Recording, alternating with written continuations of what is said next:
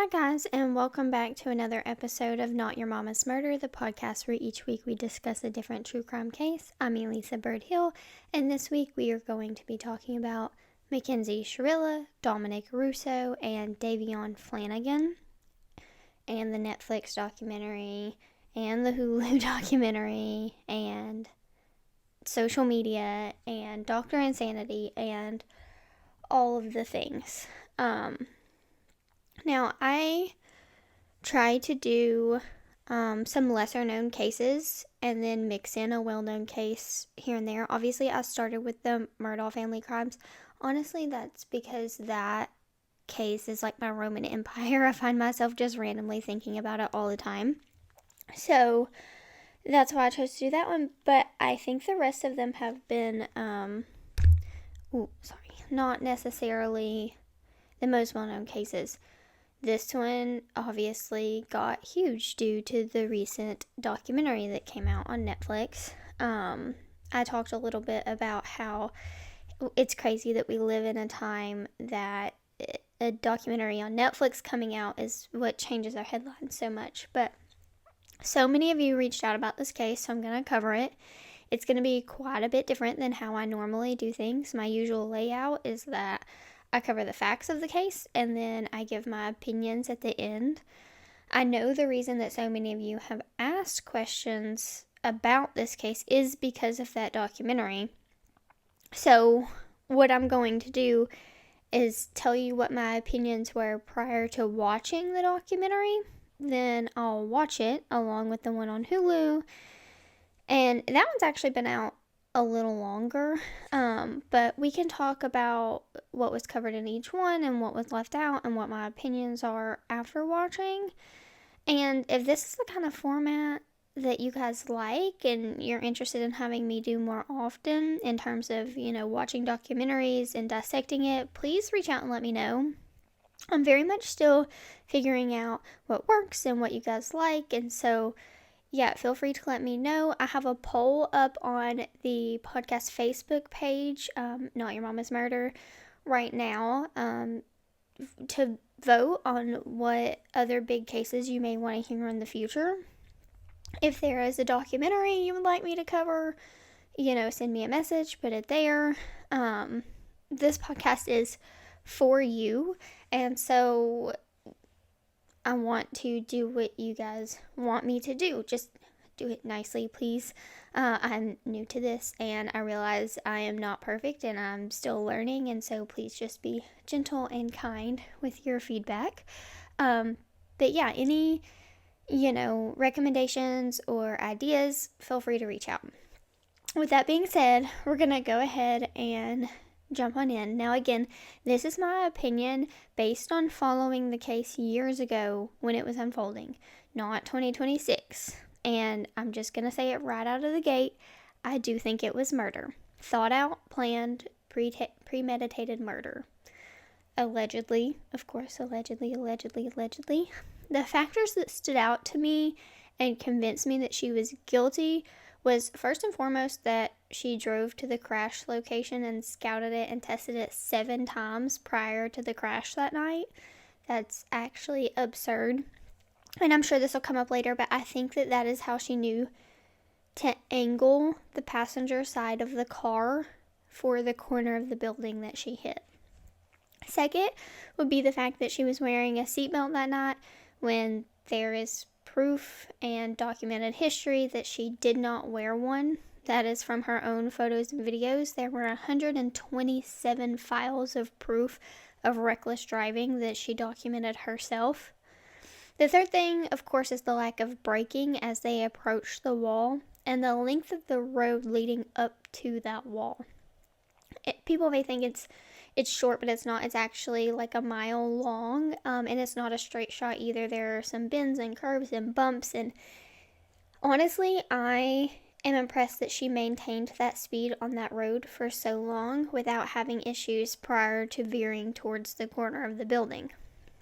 And the last things, and I'll admit, this one isn't as strong, but it did add to the other things that I have mentioned, and that is her text message, especially to Dom's mom. But Really, a lot of them showed that she was manipulative and a bully and that she had threatened death before. And just a note for anyone who is new to this case, you're probably very confused right now. I doubt that if you're here listening, you are completely new, but just in case, Dominic is her boyfriend, Makenzie Shirilla's boyfriend, who was a victim, and the other victim is Davion Flanagan, who was a friend of both of them. And Makenzie was charged with murder after driving her car 100 miles per hour into a brick wall, killing both of those boys I mentioned. She was 17, a couple of days away from 18 at the time of the crime. Makenzie came across as a stereotypical pick-me girl looking for a pity party on the body cam footage in the very beginning. And yes, I realize I'm being rude, but I'm being honest. You could tell she was the type that thought that any attention was good attention. And we saw where she got it from when her parents entered the picture on that body cam footage. Now, I know they are in that Netflix documentary, and I gotta tell you, I cannot believe they agreed to do it. When the body cam was first released to the public, they got a ton of backlash for their behavior.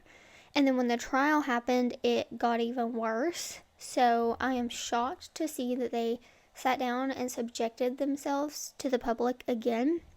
They showed back then that they were the reason that Makenzie was the way she was, and they were nothing but enablers for her bad behavior.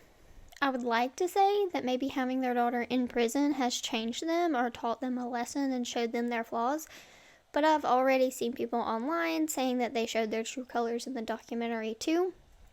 And I'll be honest, I don't actually look forward to having them on my screen. Makenzie was a proven mean girl. She bullied people that she didn't like, and even the people she did like, and she treated them poorly and manipulated them to get her way. Obviously, I can't diagnose anyone, but if I could, I would say that she absolutely has narcissistic personality disorder. But that is enough of my opinions. As I said, I know this is different than my usual format. Now I'm going to get into the facts of the case. So, on July 30th of 2022, 17-year-old Makenzie Shirilla, her boyfriend Dominic, and their friend Davion spent the night hanging out with friends following a graduation party. At around 5:30 in the morning, the three got into Makenzie's Toyota Camry to head home. Except they didn't head home. Makenzie drove them a direction they wouldn't typically travel down to get home. Instead, she turned down Progress Drive, which goes through an industrial park. As the Camry made its way down the 1 mile long bumpy and slightly curvy road, it began to pick up speed. Within less than a minute, the car was traveling at a speed of over 100 miles per hour.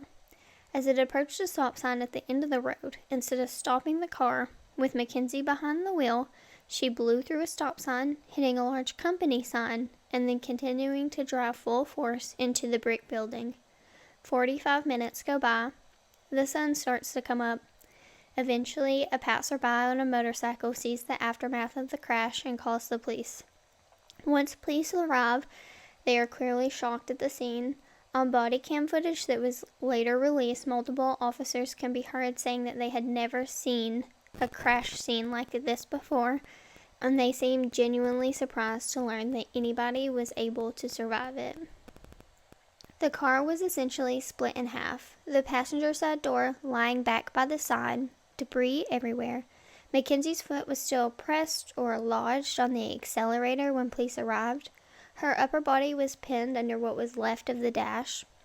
Jaws of life were required to extract her.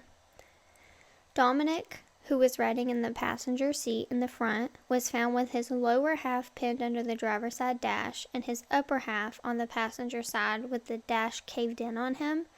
Davion, who was obviously in the back, was found with the back of his head on the seat but his head facing towards the roof of the car. Dominic and Davion were both pronounced dead at the scene, and Makenzie was life-flighted to the hospital. Police found weed, mushrooms, and a small scale in the car, along with some money. Those were all believed to belong to Makenzie due to where they were found in the wreckage. The black box of the car was also located, and upon searching it, what the police found was shocking. 1.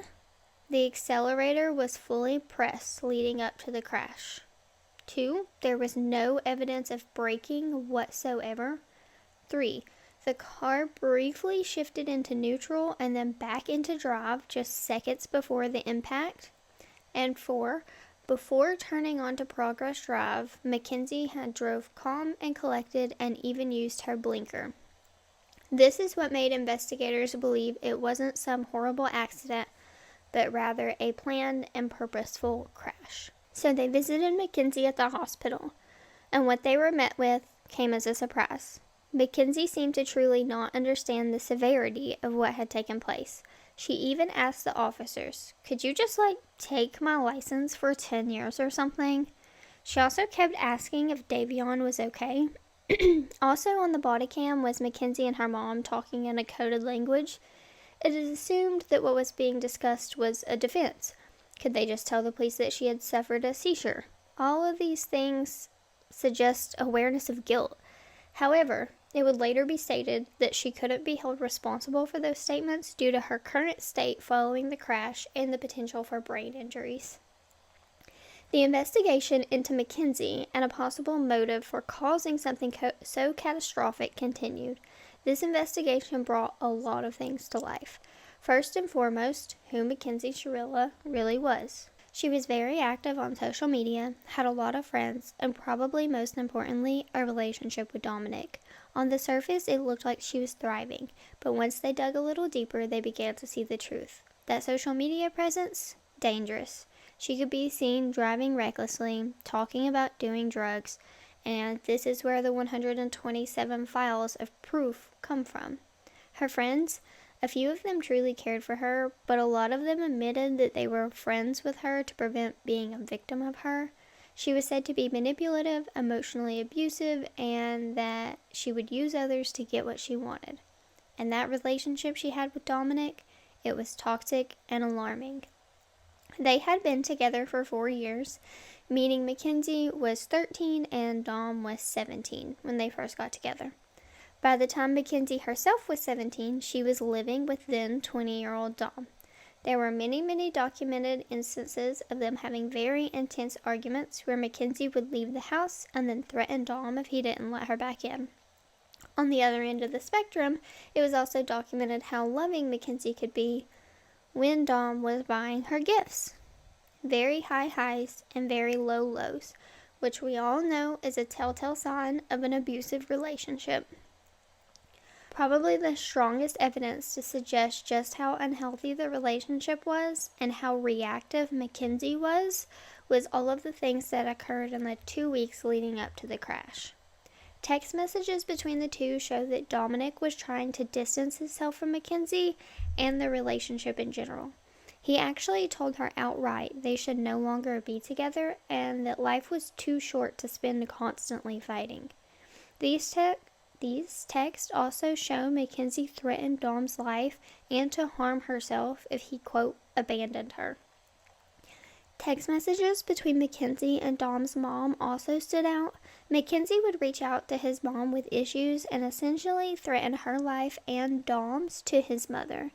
And just to be clear, when I say her life, I mean Makenzie's, as in she would threaten to end them both if he didn't act or treat her differently. The police also did a little investigation into Makenzie's GPS history, both on her phone and in her car.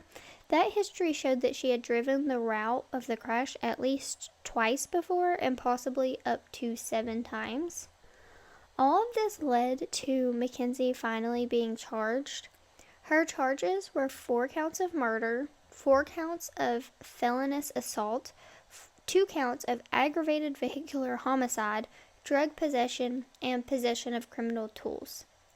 Now, the 4 counts are 2 counts per victim of murder and felonious assault, and the criminal tools is for the scale found in her car because it is assumed that that is for the resale of drugs. Makenzie chose a bench trial, which surprised a lot of people, but I personally think it makes sense. A bench trial is when you waive your right to a trial by your peers and a judge makes the sole decision in your case. I've often said that this is what I would do if I ever ended up on trial. Judges are more likely to know the laws and understand forensic evidence than a jury of people off the streets. For Makenzie, though, I think it came down to her being unlikable. I truly think a jury would have seen her true personality and seen the crime scene photos and reacted emotionally to those, and she would have been found guilty on that alone. So for her, I do not think a jury trial was a wise choice. I've seen others say that they think that that's how she should have gone, and that had she had a jury, that they think the outcome would have been different. I guess we will never know. Prosecution basically argued everything I have mentioned thus far. Makenzie was a manipulative and abusive person who thrived on chaos and attention. Her relationship with Dom was in turmoil, and she was losing control of him as he was pulling away from her. The car's black box proves that the brakes were never touched and that she was calm moments before. I didn't mention it before, but when they were leaving the party, she also tried to convince Davion not to come with them. He had plans to ride with someone else, but Dom insisted on giving him a ride, and I can't help but wonder if that was Dom feeling like something was wrong or was going to happen, and he thought that having someone there with him would prevent it. The prosecution said that this was planned and was intentional, and death was the result that Makenzie wanted. Her defense team rebutted, saying she didn't want to kill anyone. They said she had a medical emergency. She had POTS and must have had an episode causing her foot to press the gas pedal and not let up. They argued this is why it was still being pressed when first responders arrived. The judge heard the case. Then she made her decision. She found Makenzie guilty on all counts. Now, this surprised me because usually when someone is charged with murder and a lesser charge, in this case the lesser charge being vehicular homicide, it's really just to cover bases, so that if the jury or the judge thinks you haven't met the criteria for one charge, you have the lesser charge to fall back on to make sure that they don't just get off scotch-free, which... hello, Casey Anthony. Nonetheless, the judge found her guilty and handed her a sentence of 2 concurrent 15 to life sentences. This means that she will be eligible for parole after 15 years, but there is no guarantee that she will ever get out, and she could spend life if all of her parole hearings are denied.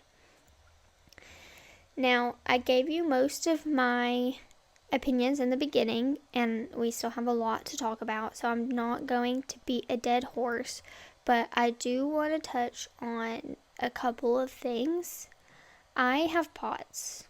It's no fun, and it's terribly inconvenient. However, it does the opposite of making you go stiff. What happens is your blood pressure bottoms out. My body typically goes completely limp when I have an episode.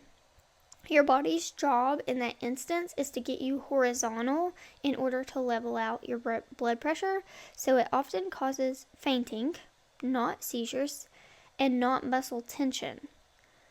I've never had it happen while sitting, only while standing or going from a sitting to standing position, which of course everyone is different.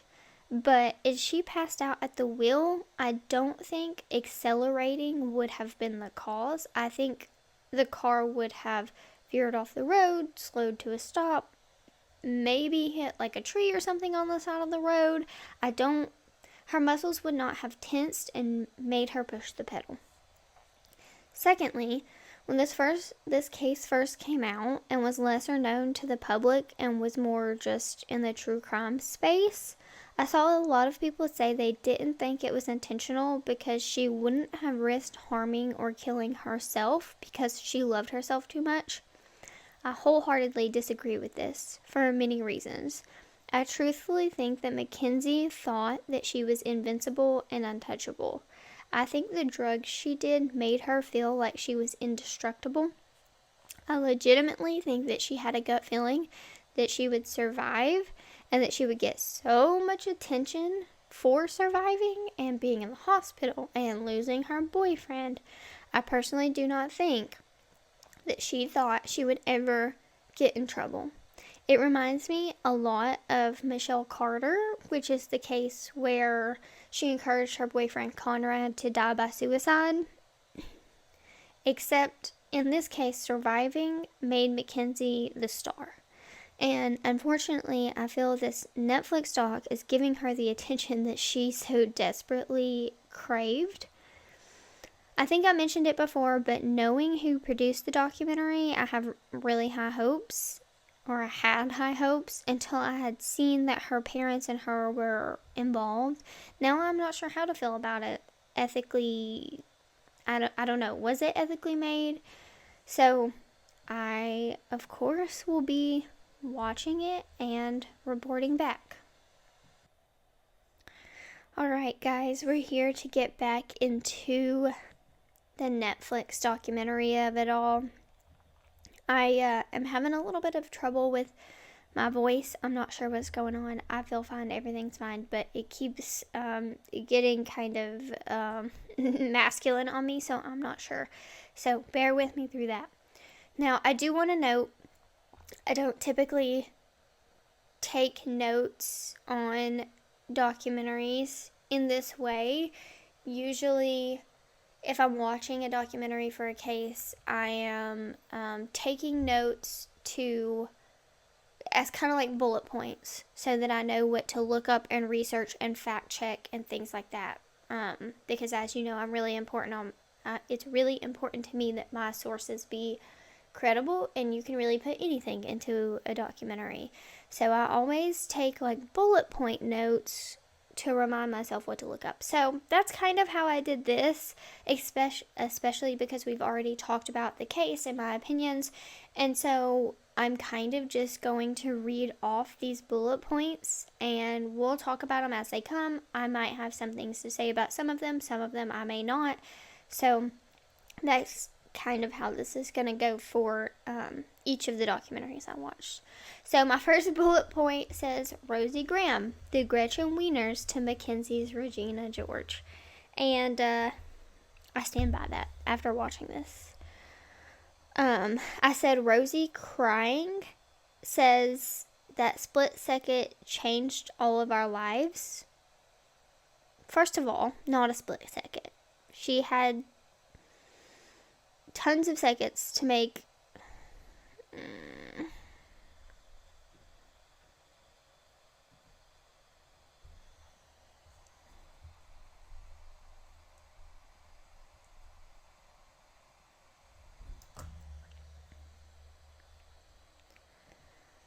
Rosie, while crying, says that split second changed all of our lives.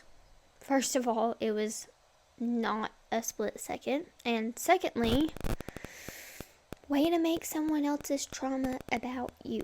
I understand losing your friend is hard and it does change your life, but the way she comes across is already disingenuous.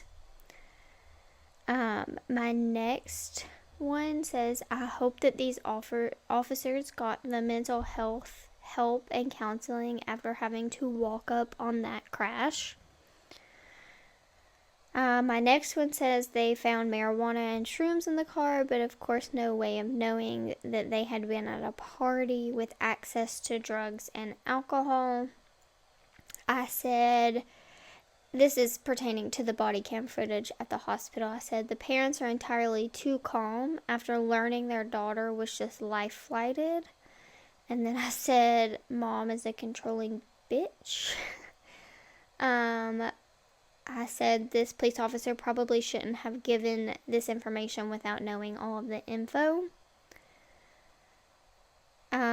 I said over-performative from mom, demanding the police give her answers in a rude tone.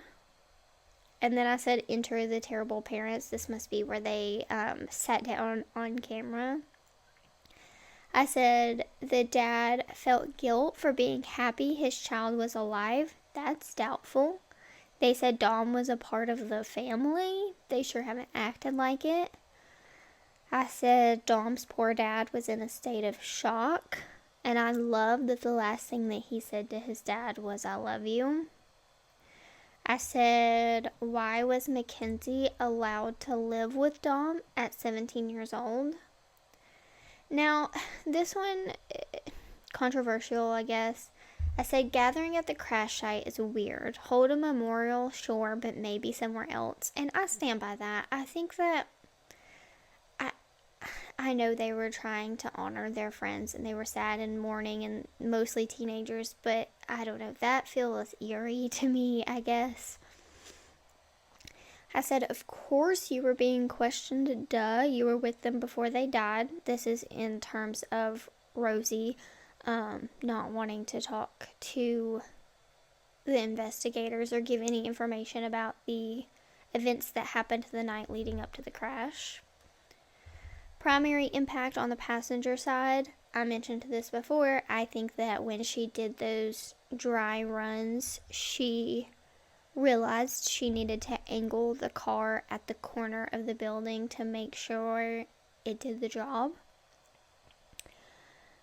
I said I'm surprised they found all of these people saying Makenzie was nice to them, which it was really just her 3 friends. It was the plastics, really, is what it was.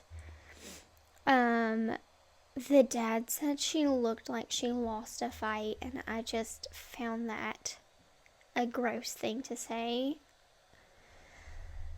Parents immediately wanting a lawyer.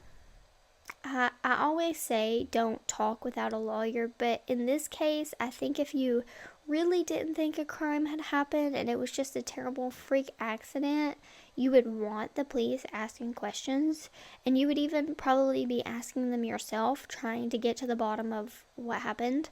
I mean, hypothetically, what if the car malfunctioned due to a recall that they didn't know about? What if she did have a medical emergency from an underlying condition that they didn't know about?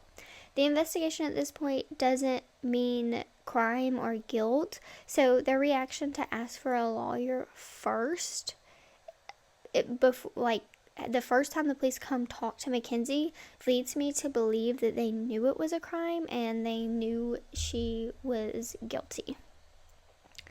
My next note says yuck to Makenzie, or I'm sorry, not Makenzie, Rosie bragging about her 200,000 followers, and I'll tell you, I hope that following has gone down since this came out, because she did not come across as a good person in this, and that's probably because she's not a good person. My next one said codependence in regards to Dom and Makenzie always being together and inseparable and things like that. I said letting her date an older guy so young, cringe. I think that's pretty self-explanatory. The dad saying they felt she was mature enough for them to live together at 17. Listen, that's an absurd thought. My 10-year-old is pretty mature. I'm not gonna let her go to Walmart alone. And I don't think Makenzie was all that mature. In fact, I think it was the opposite. I think she was immature, both overall and emotionally, and I think she was stunted. This note says super healthy, liar. I can't remember what that was in terms of, but that's hilarious. I said not the parents admitting she liked him for the money and the gifts. The mom saying she was trying to remember, and then I said ha ha ha ha ha. And I don't mean to sound callous, I just can't stand these people. And then I said, I'm just noticing her dad's shirt says boom. Wow. Read the room, buddy. And then they talked about her having amnesia. I said she didn't have amnesia. She remembered her name immediately following the crash. now we're up to the point where the friend is showing the speed and things on Life 360. And so I said, I suspect Life 360 will continue to be involved in helping solve cases in the future. I said, I love all of the proof of her behavior being shown. No seatbelt, no seatbelt, no seatbelt. I said, Dad showed his age, calling weed dope. My mom and her generation are the only ones I know who do that. Dope to younger generations, like my age, means definitely harder drugs. I don't think we have referred to weed as dope in a long time. I said sports save lives, friends, and by that I mean they talked about how Davion was really into football and spent his time with his football friends and on the field and things like that until his injury, and then that's when he kind of got in with the wrong crowd. So, sports save lives. Keep your kids busy. And then his dad said, show me your friends and I'll show you your future. And that was so impactful to me because it's true. It's like that meme we have, I guess, of like it's a picture of one orange with mold on it, and then you have the oranges nearby that it grows to because it's by the mold, and that's truly how it is with your friends. I said, okay, so the music choices in this doc is gross, and I quoted, do you want to drive? Yeah, that was not great. So again, read the room. I said, Rosie clearly knows more than she is letting on. If she didn't talk to them, meaning the investigators, how does she know they were running an investigation into targeting drug use? I don't think that is at all what was happening, but she accused them of that, but also said she didn't talk to them at the same time. I really can't stand her, just so everybody knows. She goes on to say that it wasn't a party, it was a sleepover. I said, a sleepover is a type of party, you dumbass. Alleged. And she said she brought her coloring books and her coloring pencils. So I said, a coloring book, like in 3rd grade, to do alongside your mushrooms and weed? Okay, girl. If it was a sleepover, why did they arrive so late and leave before the sun came up? And then she said that Makenzie went to sleep. So I said, did she go to sleep or did she pass out?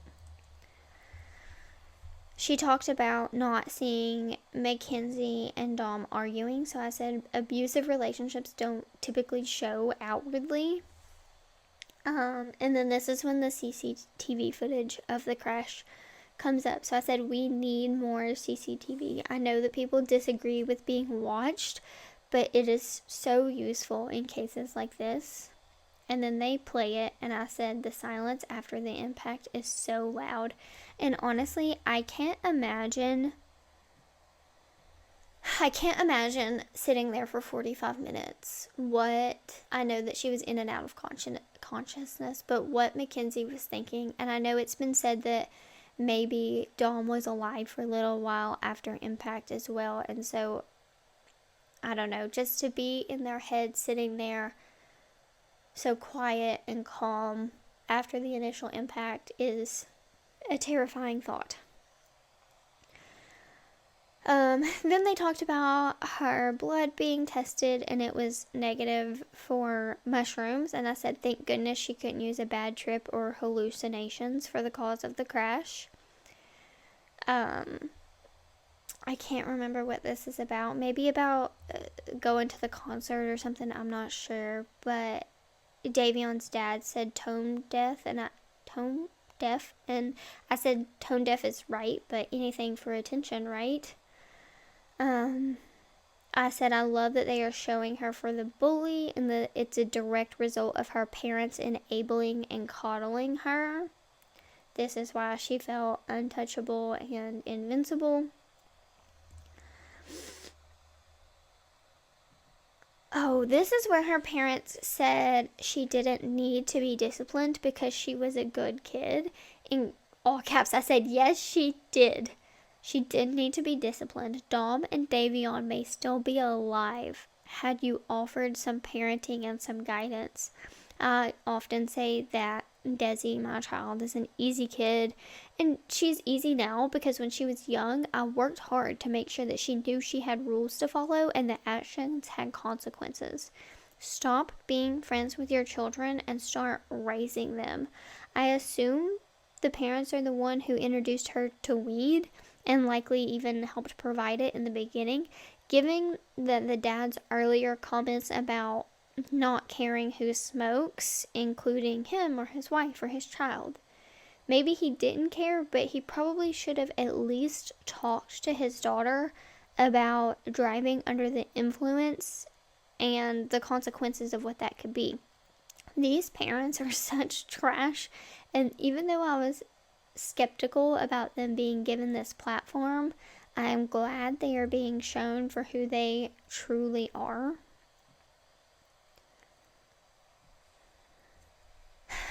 Someone said that they are sure Dom and Davion were trying to stop her. I am also sure of that. I'm sure that they did not just sit there and be like, oh, this is fun. No.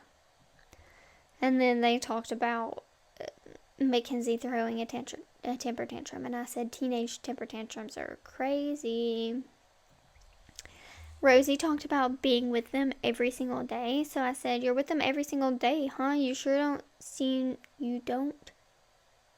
to be seen a lot in these photos and videos. They were together so much that his friends couldn't get time with him, but you were around? Okay, sure. You just want attention too. You just want to insert yourself. I said Dom's dad is so pure.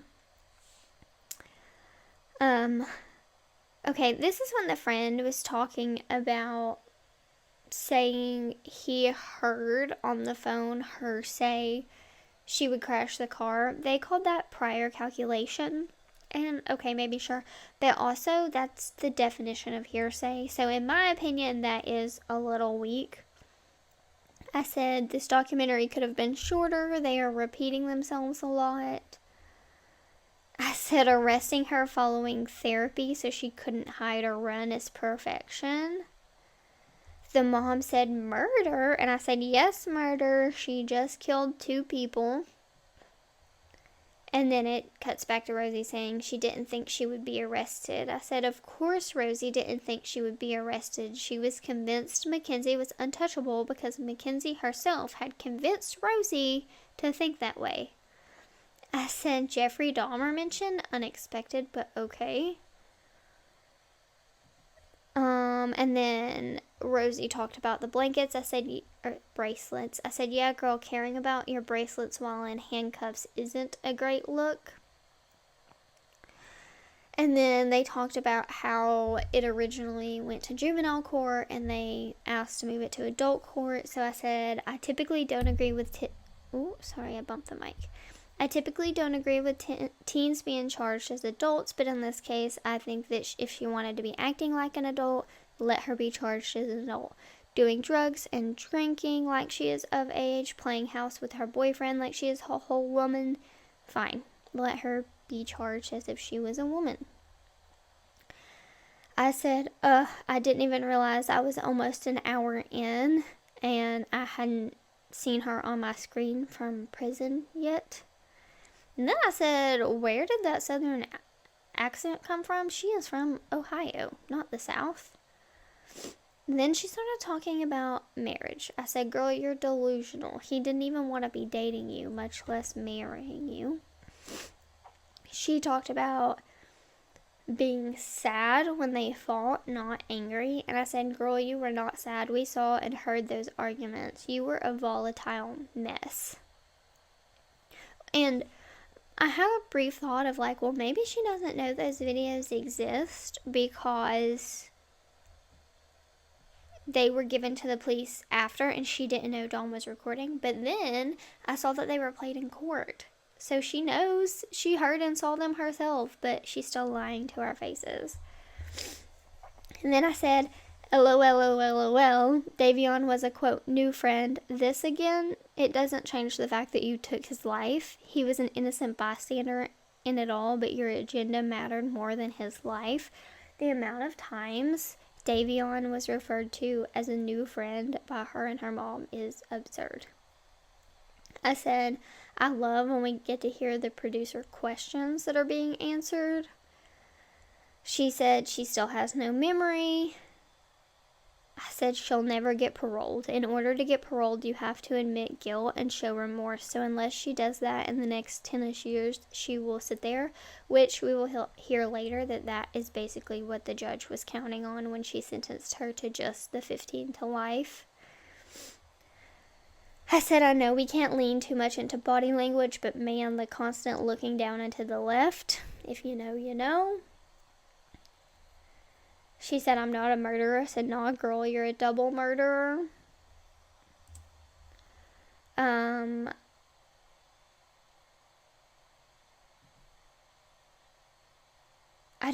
I can't remember what this pertains to. I said, LOL, you're about to learn what proof, you smug asshole. I'm guessing she was like, what proof do they have? What proof do they have? I said, I love that Davion's family wore buttons of their son into the courtroom. I said, Dom's poor family having changed their mind by the evidence in the court. That is so heartbreaking. The fact that they sat with her family and they were supporting her and then they learned in the moment of the truth. That would feel like the ultimate betrayal. I said, if she has no memory, why wasn't she surprised to hear the details of the black box or see the footage? She sat there with zero reaction. And then I said, LOL, Rosie girl, just because you never saw her it says eating. You never saw her eating to hurt herself. So just because you never saw her threatening to hurt herself doesn't mean she wasn't constantly threatening it. We have seen physical proof of that. I said, you're just trying too hard now. And then I said, the flat out lying by Rosie is crazy. I said, of course she wouldn't hurt herself, ... unless others were also being hurt. And then they talked about how she wouldn't even eat a McChicken. I said, wouldn't even eat a McChicken? Girl, be so for real. She was so health conscious, but yet she was putting dangerous drugs and alcohol into her body. What are we even doing here? At this point, I started to feel like we lost the plot a little bit. And then somebody said, was this just a case of kids being kids? And that sat with me because kids being kids has never caused death. If people are dying, kids are not being kids. And then they talked about Dom grabbing the wheel. I'm sure he was. He was probably grabbing the wheel in an effort to save his life. But her foot was on the pedal the entire time. So it doesn't matter who grabbed the wheel or what happened with the wheel, per se, as long as her foot was on the pedal. I said, I see someone shared my thoughts on the Potts defense.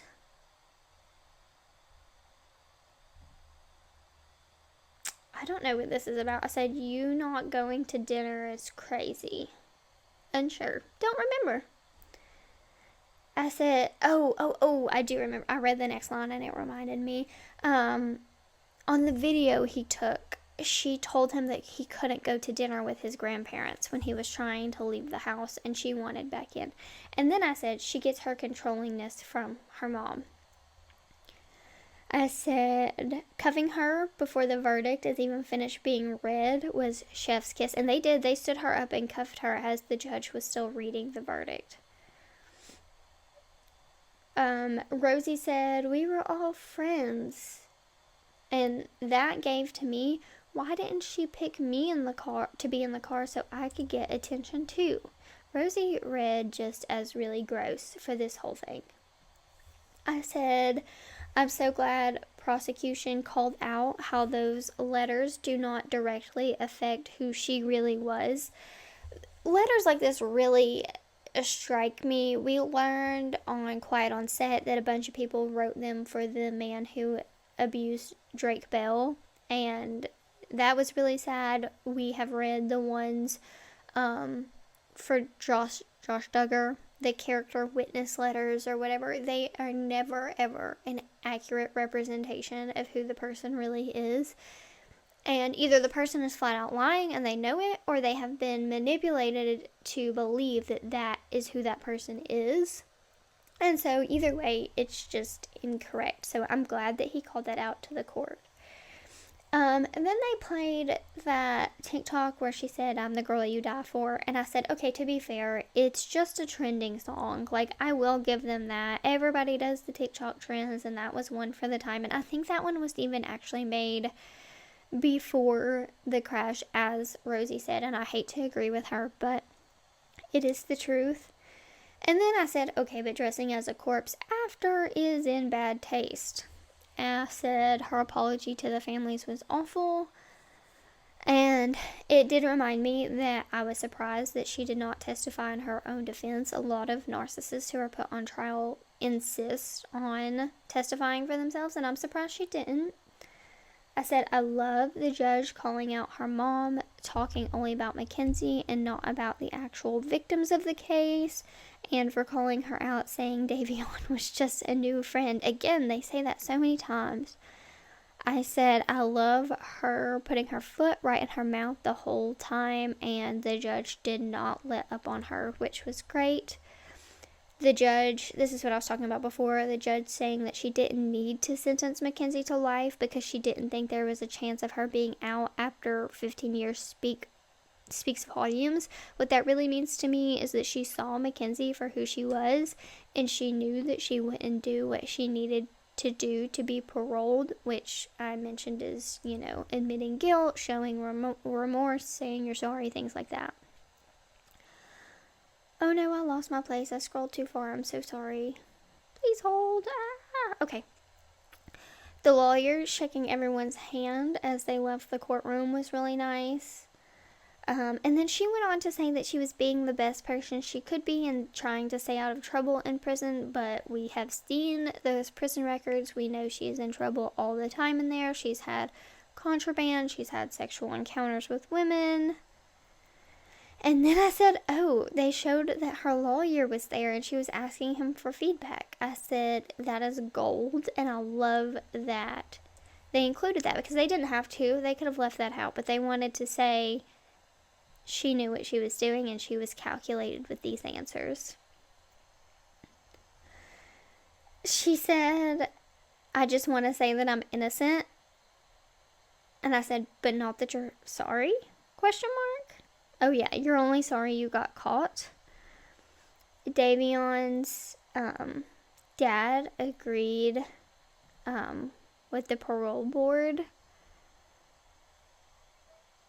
Her dad talked about being disappointed in the sentencing, and I said, disappointed? Homie, I would be disappointed if she were my kid. Which, again, guys, I know I'm being harsh, but I truly believe she is a murderer, so I don't feel I need to be nice. And the court agreed with me. She has been convicted, so I don't even have to say allegedly there. The mom showing text messages. I said, why weren't these texts presented in court? That leads me to believe they've been doctored. They didn't. She talked about how she didn't say over these text messages that she would crash the car. And I said, they didn't say that they were texted. They said it was overheard by the guy who picked him up from the side of the street. I said, I'm shocked to see that there are people who think she is innocent and want her free, like the Free Makenzie pages and stuff like that. Somebody said she's too pretty for prison. I said, okay. One of the dads said at least they can still go see their daughter, and that just crushed me. That was very sad.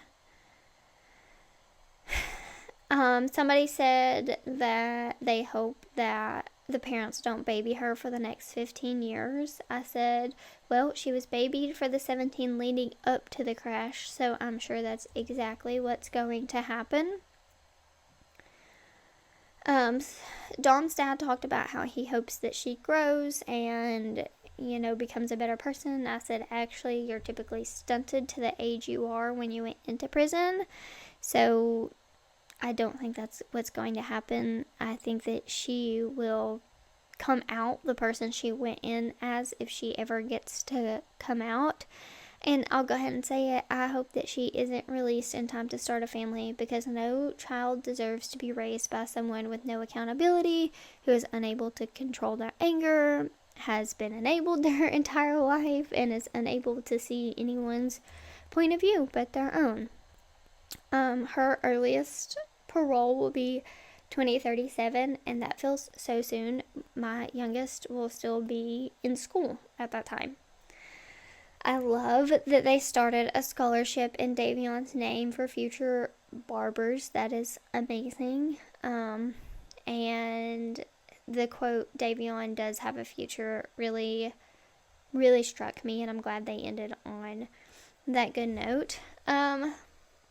Overall, this documentary did a lot better than I thought it would. I still hate that her and her parents were allowed to speak, but I do think that they did a good job of showing their true colors, along with Rosie's and a couple of the other friends. I swear I am like Rosie's biggest hater. I can't help it. But yeah, I mentioned before how I was disappointed they were being given the platform, but it turned out to be better than I could have imagined. So now I'm going to take a break, which you would never know if I didn't tell you. Oh, sorry again. And I'm going to watch the Hulu one, and then I will be back to talk about it as well.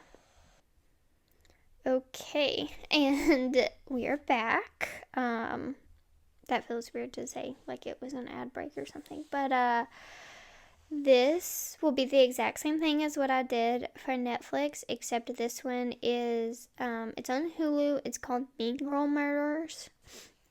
Let me say that again. Mean Girl Murders, Season 2, Episode 7. Again, it's just bullet points, so I'm just going to read through them. A lot of it is the same. There's a few different things, so this one will be quicker. I said again, I hope those officers get the mental health help they need. I said that explains her liking all of the gifts Dom provided her. This was in regards to them saying that it was a higher society area of Ohio that they lived in, and that a lot of people had money and nice things. I said, limit your kids' use on social media, because this is when they talked about her starting pretty early on social media, being half-dressed and things like that. I said again, Makenzie is not being parented. I said having Davion's sister as a talking head without noting right away that it's his sister is an interesting way to produce. Like, she popped up as if she was just one of the high school friends, and it was later changed to Davion's sister, or she mentioned she was Davion's sister, so that was interesting. It just said her, like, Strongville High School in her class year, so they kept describing Makenzie as driven. So I said if they use the word driven one more time, that's tone deaf given the circumstances of what we were talking about. And just because she liked the attention she got online doesn't mean that she worked hard on her social media. That's not driven, that's just getting high on likes. And I stand by that. I don't think that she put much thought into what she posted. She just put on clothes that she thought looked good and took videos and posted, thinking it would grow her following. That's funny, I followed up. I haven't seen her look at all fashionable. So by that, do they just mean that she was wearing brand names? And then I said, this content creator is gross. I can't remember her name. I didn't think there was any point in her needing to be in the documentary because Makenzie was not a content creator. I said, the plastics, but make it trashy. I said 8th grade and a junior dating is crazy, that age gap. And I understand 3 years in terms of a 57-year-old and a 60-year-old is not that much different. But the developmental difference between 8th grade and junior year is crazy. And even if you wanted to talk about it in terms of your 20s, 20 to 23 is still a lot different because of the life experience you have lived in those 3 years. 3 years doesn't mean a lot in the future, but when you're this young, it makes a very big difference. They talked about how she had enemies at school. I said they weren't enemies, and it wasn't because she was on social media. They were victims of her, and she was a bully and a mean girl, hence the title Mean Girl Murders. And then they talked about how her followers were mostly only people she knew in real life. I said if her followers were only people she knew in real life, why is the content creator here? It's not needed. Makenzie wasn't an influencer. She was a high school girl who liked to get likes, even if it meant being risque, showing her being reckless, doing drugs, half naked, whatever. I said I don't like how they are framing this like a mystery, like a follower of hers or an enemy of hers may be responsible. Like they almost made it seem like maybe someone had cut her brake line or something. It was very weird. I said this is very Makenzie focused. What about the victims? I'm almost 15 minutes in, and it was at this point that Davion's name was mentioned for the first time, and it was very brief. And then his dad popped up, and I did say I'm glad to see his dad is here. They showed that Makenzie's medical records showed no signs of a POTS diagnosis, and so because her mom was not involved in this, I'm wondering if the mom doctored those for the other documentary she was in, since they were in that one. Popular for the wrong reasons is a great way to say that. She was popular, but for the wrong reasons. And then they went on to talk about this bitch list that her and her friends had, and to me that is close enough to a kill list, and that is dangerous. Actually, when I was in 5th grade, a group of boys at my school got in trouble for having a kill list. They took it very seriously, and those boys were punished. And so this feels like a high school mean girl version of the same thing. Oh, and then I said, oh, hey, there's a Regina George reference, because that's how I had described it a couple of times. And then again, I said they are not enemies, and those kids are not suspects. Dear gosh, I don't like the way that this is being presented. Dare I say Netflix did it better, though I am happy about not having to see her parents on my screen. Somebody talked about how the crash had, quote, taken her boyfriend. And again, there was no mention of Davion, not her boyfriend and her friend. So I said, I hate that Davion is getting so lost. Even with his dad and sister here in this show, it is still very Makenzie centered, with a side of Dom, and Davion is an afterthought. I said, yeah, being at a concert in the wheelchair after the crash is a bad look again. And then I said, while dressing as corpses is also a bad look, I think using the sound, quote, I'm just a girl that can do a lot of drugs and not die, actually shows more about who Makenzie is and how she felt. It goes back to feeling like she wouldn't die and she was invincible. She knew that she had a high tolerance or whatever. They talked about how much she changed when she was with Davion. I said, yeah, things do tend to change when a 17-year-old starts shacking up and playing house.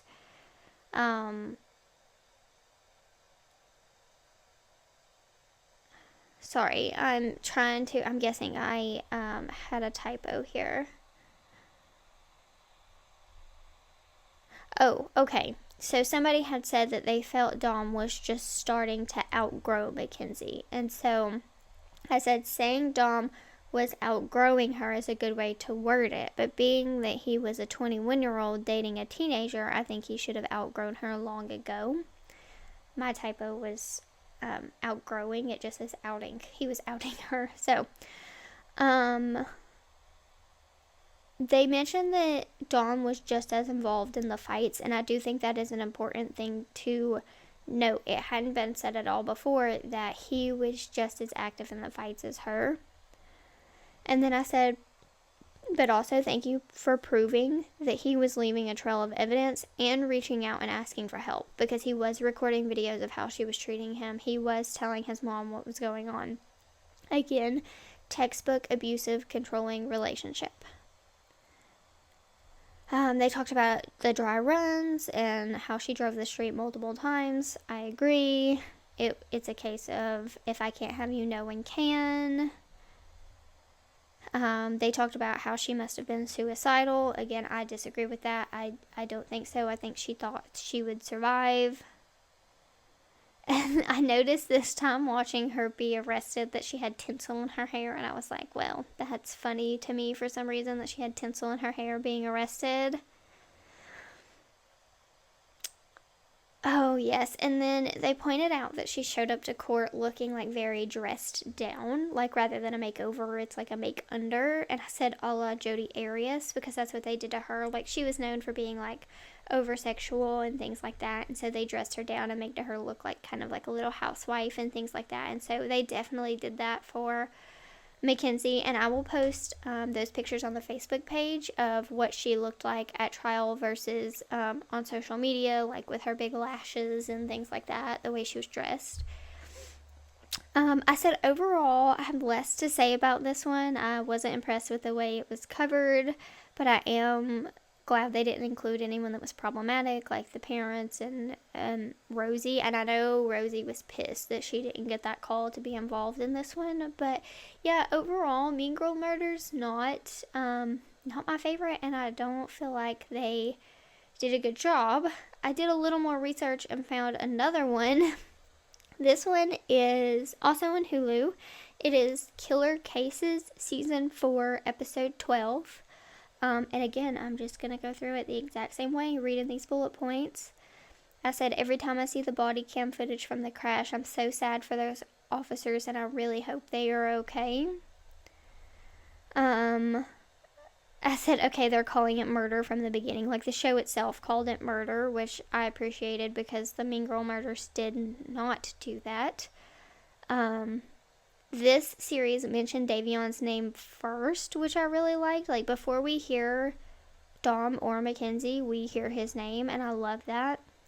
I said this prosecutor has been involved in every single one of these I've watched, and I really like him. He seems to really care about his job. This one included the 911 call from the passerby who called in the crash, and I love that they included that because you can hear in his voice just how shocked he is by the state that the car was in.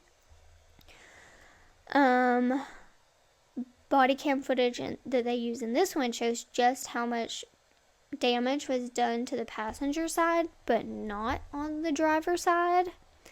It shows the corner of the building that was hit, which again, I do not think is a coincidence, which that is backed up by the last jerk of the wheel before impact and the fact that she drove out to scout the location.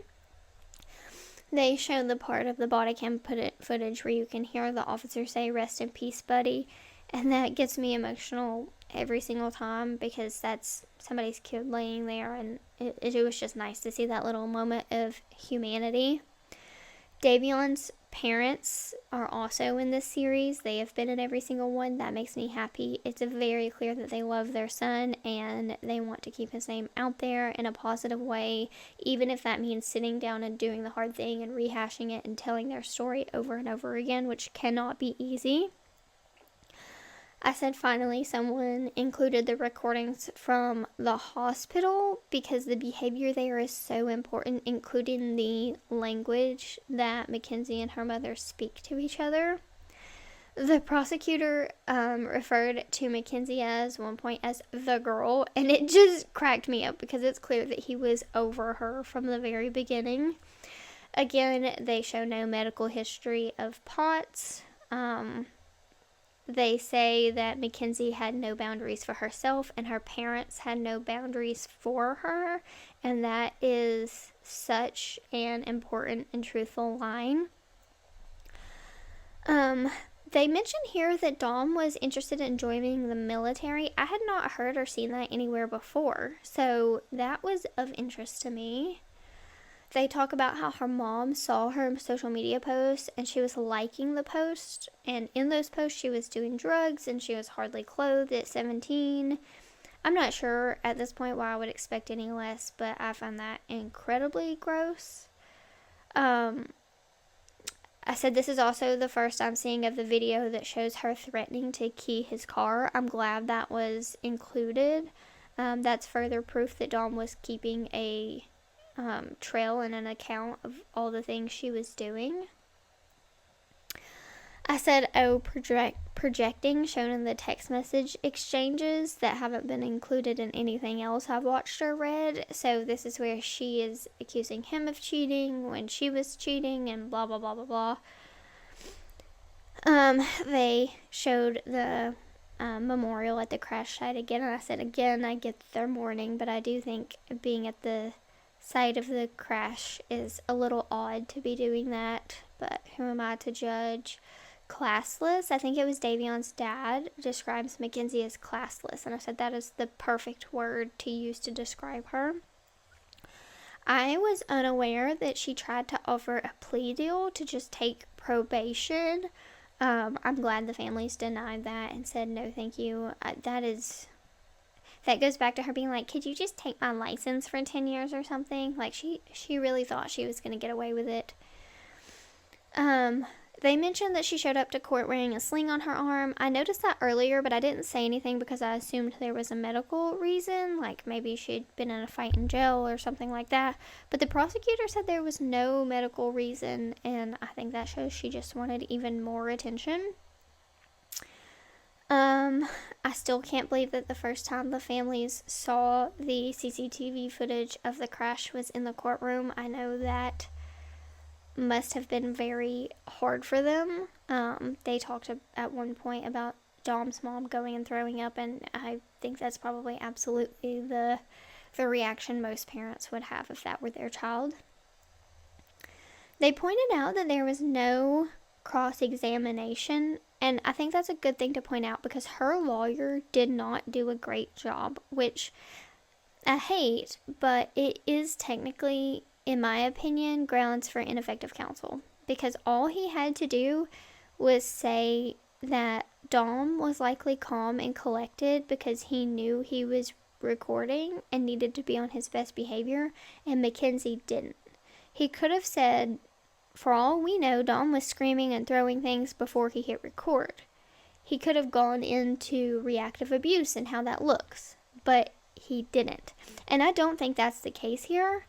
But that's how any lawyer worth his salt would present it, especially when it's a recording of a one-sided argument. You know, Makenzie did not know she was being recorded, and Dom did know he was being recorded. And so any lawyer would have tried to fight. I mean, we saw that in the Amber Heard Johnny Depp trial. She was recording him, and she knew she was being recorded and he didn't. And does that mean that she wasn't being crazy and abusive before? No, absolutely not. But it does show intent. So I think as a lawyer, he should have cross-examined Dom's mother and pointed that out. Doesn't maybe make him, like, in court, that's going to look like, oh, you're berating this victim's mother.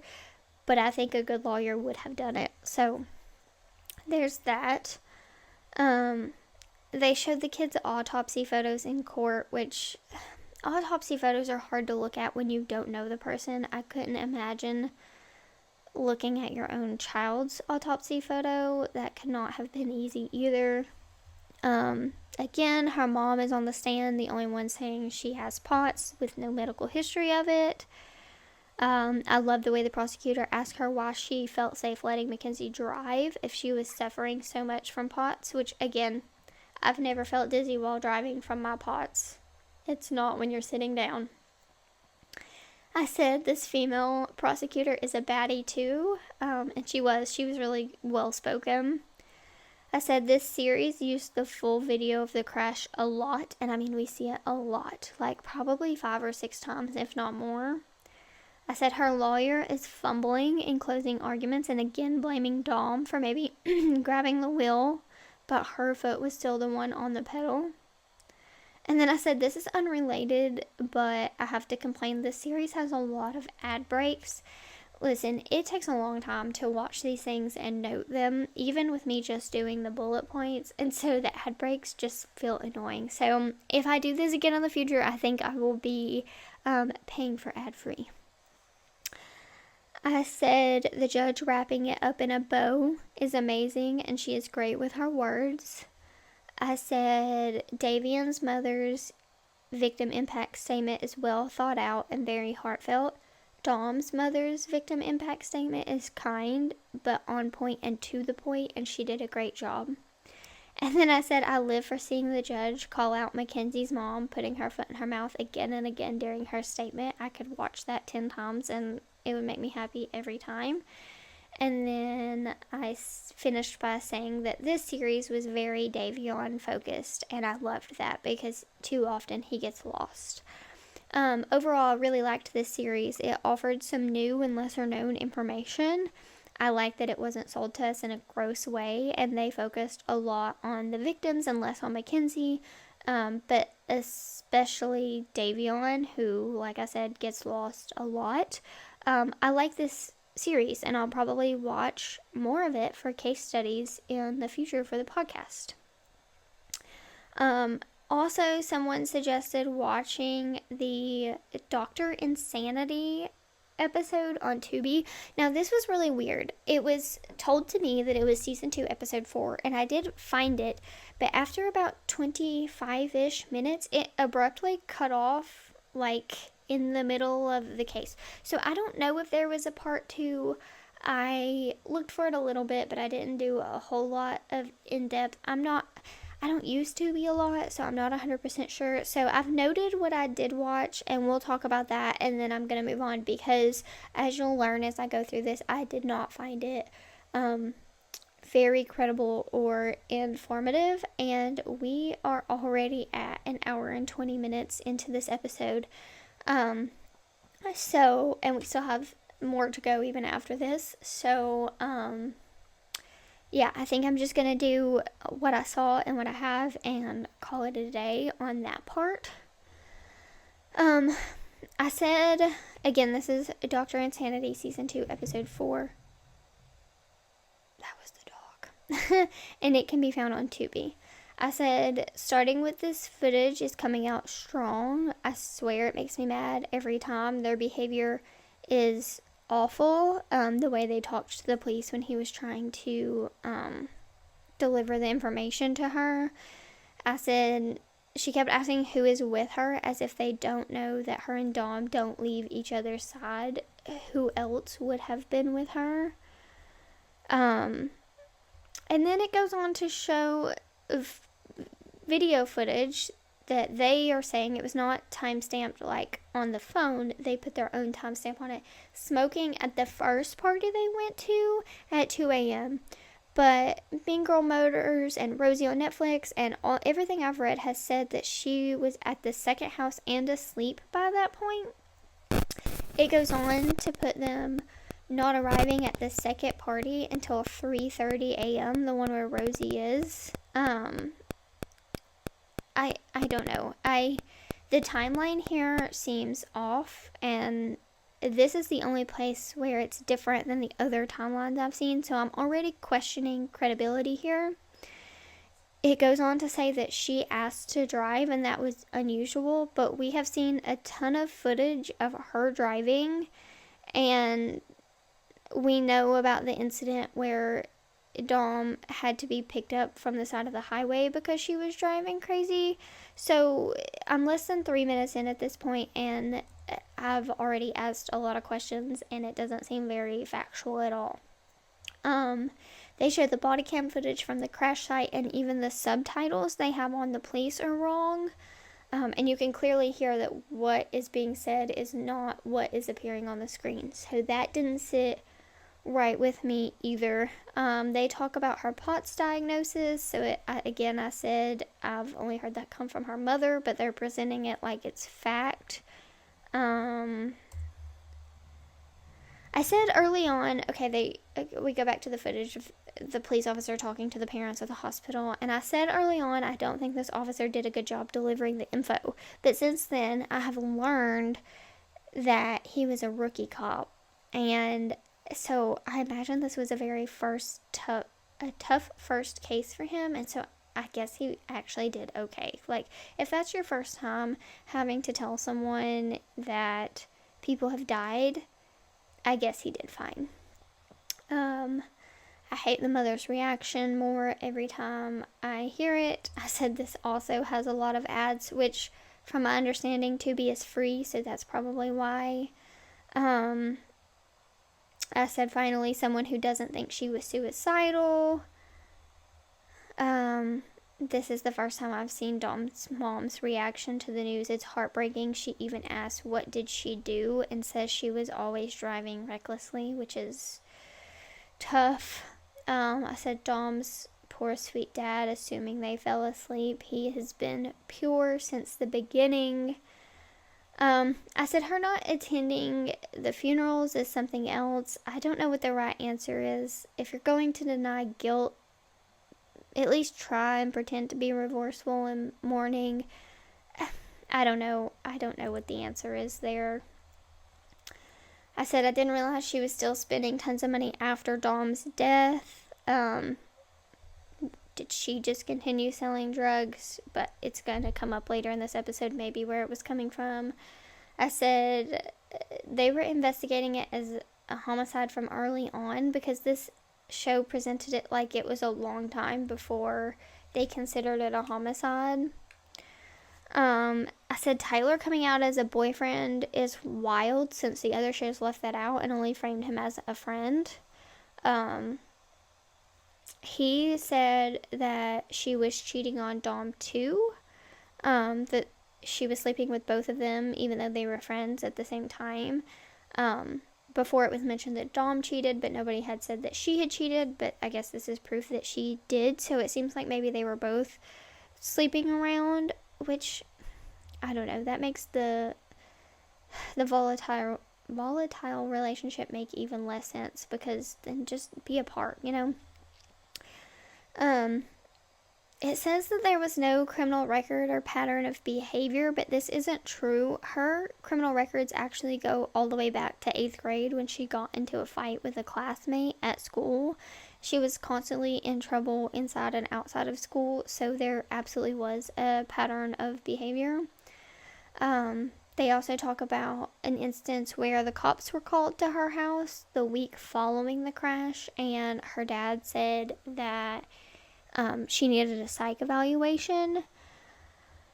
Then they talk about Snapchat conversations where she was telling people how much money for whatever they wanted, so they're hinting at potential prostitution. I didn't cover that because it was rarely mentioned and I didn't find any proof, so it's being presented here as proof, and they did show the Snapchat conversations, so I don't know. I have a hard time trusting anything. It could have been doctored. Maybe it wasn't. Either way, she had money and was spending it. Whether that was coming from potential prostitution or drug sales, I'm not sure. Finally, somebody is talking about how many times she actually drove past the crash site, which we think was 7. They showed the dad's reaction to her being arrested, which to me is hilarious because he's in there telling laws to the investigators and the detectives as if he knows the law better than they do. And he himself on that footage called his daughter a dumb 18-year-old. So I think that speaks volumes.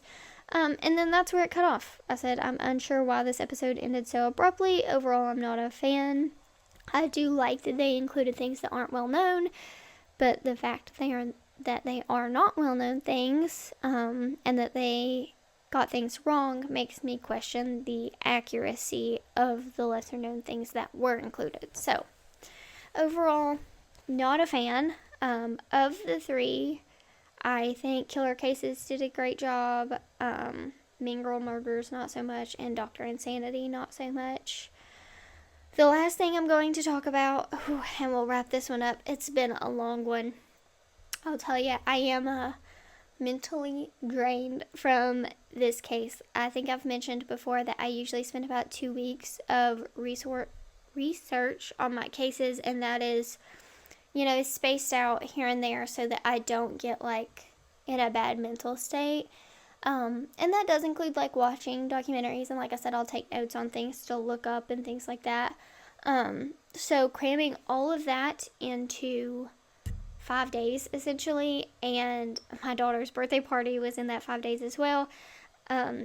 Watching 4 documentaries on it and typing all this up, like it's just, I'm mentally exhausted with it, and I will be happy to not have to do, I mean, I'm completely happy to do this for you guys. Do not get me wrong. I don't mean to make it sound like that.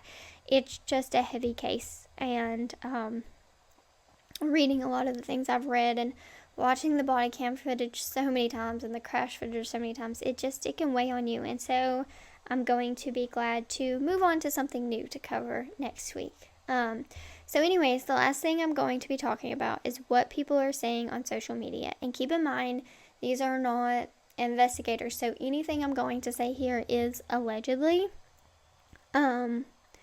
Of course, everyone has an opinion, and they're all putting it out there. And a lot of it is what we've already talked about. You know, the parents are crap. Rosie knows more than she's letting on, and she's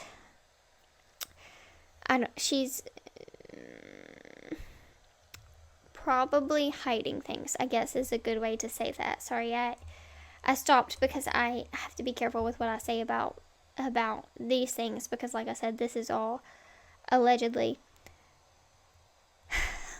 People have gotten their hands on Makenzie's text messages, and in those texts we learned that both Makenzie and Dom were speaking poorly of black people, both using the hard R in terms of black people and the R word when speaking about black people and others, which this behavior continues on recorded prison calls with Makenzie and her mother later on. They can be heard calling other girls in the prison the R word, and Makenzie saying they're stupid and she doesn't like them.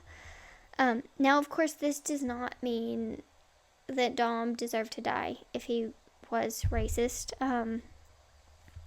However, it's not a good look. I think that a lot of times when documentaries and things like this are made, people kind of turn you into the perfect victim, and there is no such thing as a perfect victim. I say that a lot with Gypsy Rose. You know, people are like, she could have got up and walked away, whatever. There's no such thing as a perfect victim. So Dom had his flaws, and we saw those be released in the text messages.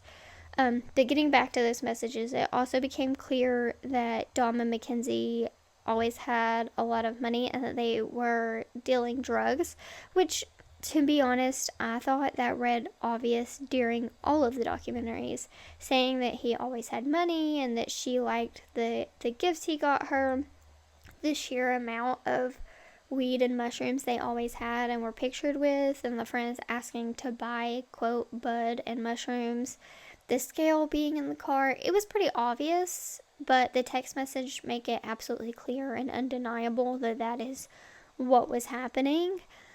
Along with those text messages between her and Dom, there are some odd ones between Makenzie and her dad. She would text him at random times throughout the night asking him for, quote, warm milk. Now, this stands out because she did not live with her parents. So is her dad going to get up at 3 o'clock in the morning, heat some milk, and drive it to her? Unlikely, in my opinion. Some people speculated that it was a code word for weed. But if Dom was her weed supplier, why would she be asking her dad for weed? Some of the replies made it suspicious too. Makenzie would often ask if her mom was asleep after asking for more milk. Her dad would respond and say, okay, but you have to be quiet this time. One time he didn't reply during the night when she had originally texted him, but replied hours later asking, you still want it? And she responded with, can't, I'm with friends. Also, just to note, all of Makenzie's mobile Starbucks orders were dairy-free. So I don't want to accuse anyone of anything, and obviously she hasn't said anything about her dad sexually abusing her, but it feels pretty cut and dry that that may be what was happening, especially when you consider how young she was allowed to be online, sexualizing herself without her parents caring at all. And I mentioned her mobile orders being dairy free because, in my opinion, that proves that she was not asking for actual milk. I realized that I mentioned her mobile orders being dairy free, and then I kind of moved on. But yeah. So people also say that they think Makenzie and Dom were likely fighting all night at the party, and that's why they got up at 5 a.m. and left. I don't know. When I used to party with my friends, and let me be clear, it was never partying like this. It was much more tame. But we would still leave at all kinds of random times. People would come over, drink until 2 o'clock in the morning, sober up, go home. People would have sporting events or something to attend in the morning, so they would come over, drink, get a couple hours of sleep, and leave at 4 o'clock in the morning so they could go home and shower before whatever. Is it possible they were fighting and that's why they left? Yes. Do I think that leaving at 5 a.m. is proof of fighting? Absolutely not. I think it could be either or. People are saying that they think she was found laying the way she was in the car because she made an effort to protect her face before impact, like that she bent over so that the dash would protect her. That I can see. I feel like a logical person would know that dashes often cave in during crashes, but she was 17, so who knows if that's what she was thinking. Girlfriends from prison have came out to talk about the time they spent with Makenzie while being locked up, and we do know that she has had girlfriends because of the several marks on her record for sexual content. They have said she's a mean girl in there too. She runs the prison yard the same way she does the school hallways.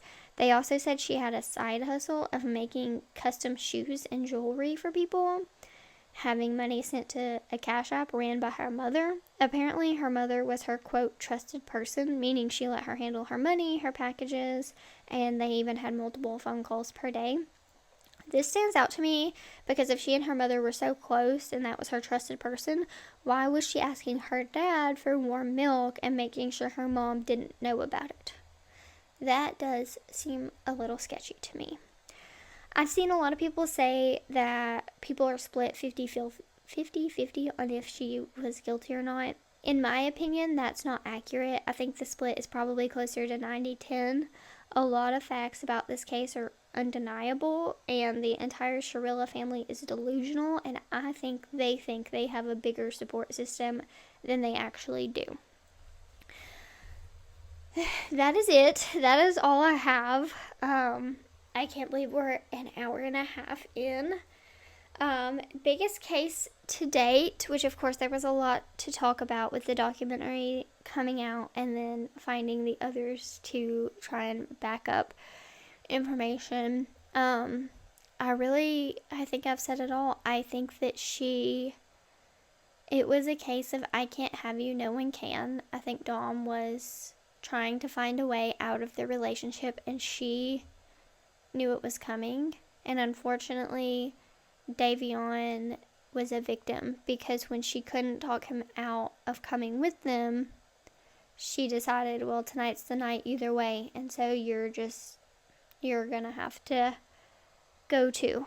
And that is extremely unfortunate for him and his family, for Dom and his family, and as much as I hate to say it, it's unfortunate for her parents too, but they raised her to be the monster she is. Like I said, this case has been a lot on my mind and my heart, and so I'm ready for next week when hopefully, we're never talking about anything good, but hopefully it's not teenagers losing their lives. So be sure to join us then. Bye!